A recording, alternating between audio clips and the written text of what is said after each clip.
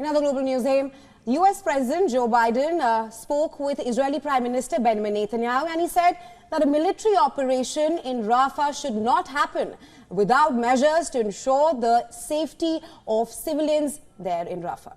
Right. Now, Rafah on the border with Egypt, it's remained the last refuge for Palestinians who are fleeing Israel's relentless bombardment elsewhere in the Gaza Strip in its war against Hamas.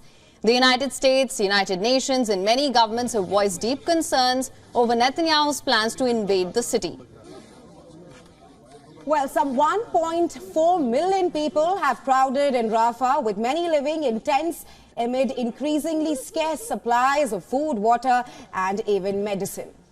A senior U.S. administration official added that under the current conditions, Washington could not support a military operation in Rafah because of the density of the population. The official stated that the civilian population, it has nowhere to go. Netanyahu, in extracts of an ABC interview published on Saturday, insisted the Rafah operation would go ahead while providing safe passage for civilians so they can leave. The Prime Minister said not entering Rafah and confronting holdouts with Hamas battalions would amount to losing the war. Hamas, meanwhile, warned Israel on Sunday that a ground offensive in Rafah would imperil future hostage release. Leaders told news agency AFP that any attack on the occupation army of the city of Rafah would torpedo the exchange of negotiations.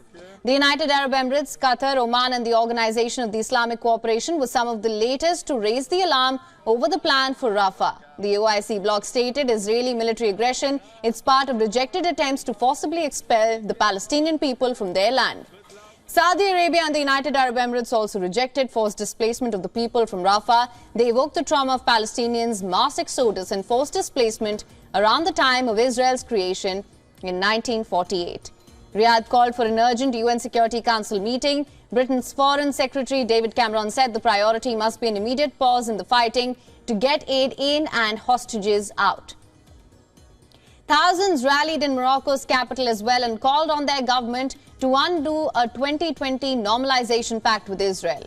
The Office of Palestinian President Mahmoud Abbas flagged blatant violation of all red lines, and Jordan's foreign minister warned another bloodbath in Gaza cannot be allowed. The EU's foreign policy chief said as well, and I'm quoting here, resuming negotiations for freeing hostages and suspending hostilities is the only way to avert bloodshed.